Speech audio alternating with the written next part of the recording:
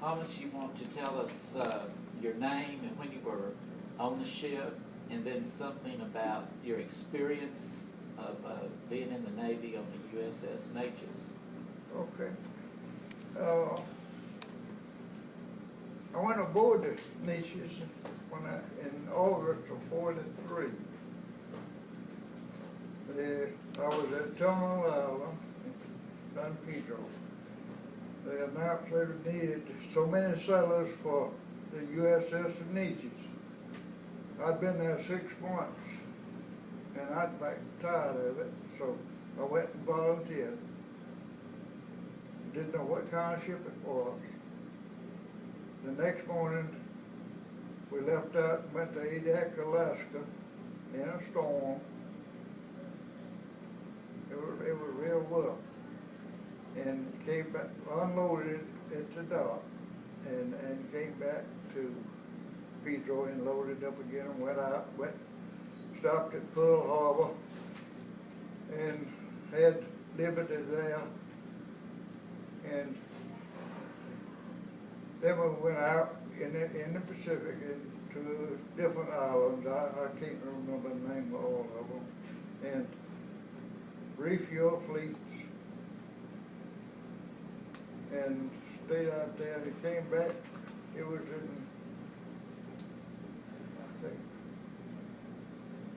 May of '44 was when we was on the way back to the States and hit the mine and blew a hole, 15 by 22, I believe it was, through the bow of the ship and came into dry docks.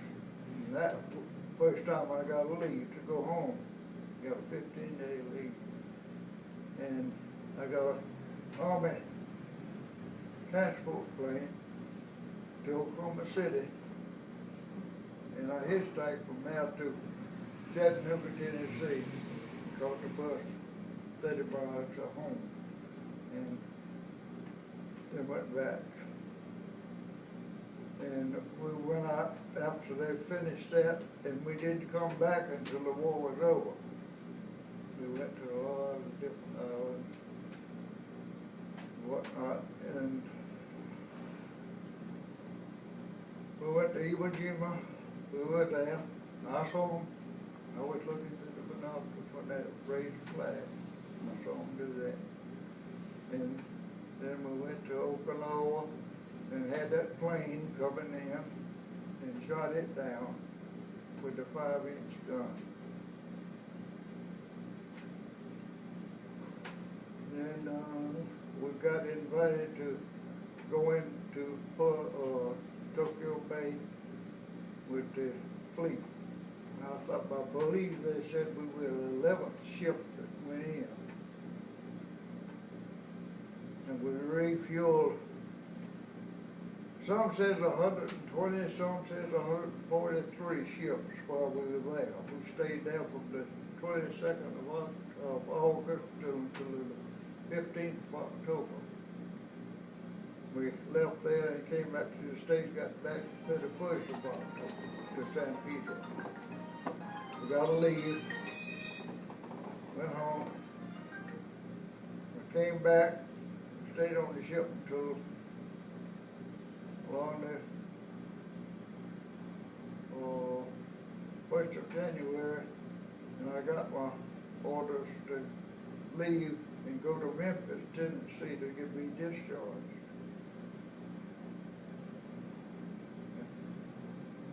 But during the time while I was at Thomas Walton, a guy that I got with, made good friends of. We always went on liberty together and whatnot. And he was the guy that got me with my wife. He got a letter from it was his sister. He got a letter from her and had a picture in it, and he showed it to me. I said, "You made an address, I'll write her." He said, "Okay." And I started writing, and she wrote me right back. And we wrote for almost 3 years before we ever met. When I met her, I said, "That's it. She's the one. We had 62 years. That's wonderful.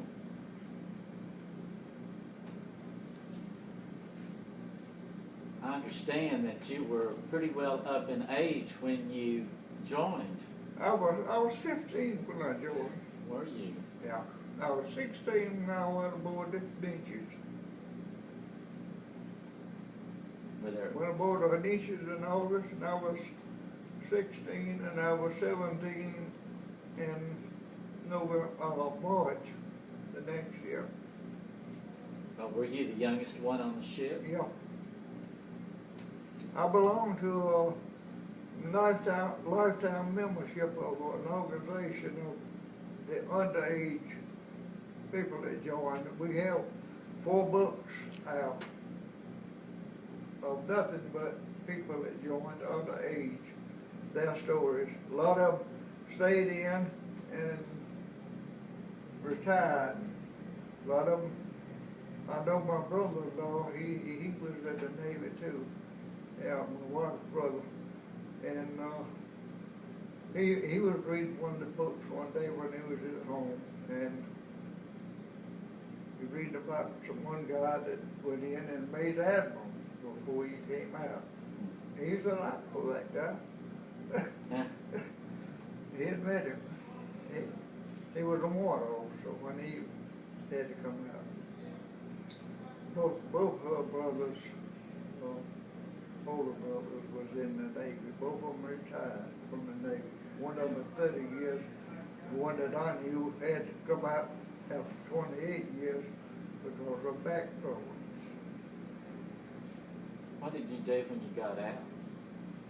Well, I messed around with my father trying to farm a little bit the first year, and then my wife and I married the next year, and we moved back. We was living in North Augusta, North Georgia then, and we moved back to my home place around Washington, Georgia, just below Atlanta, 110 miles below Atlanta.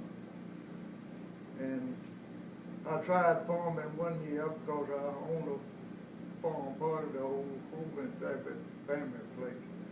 And I tried farming for a few years, and I saw I didn't have enough land or enough money either to continue to make anything. So I got me a job in town doing maintenance work.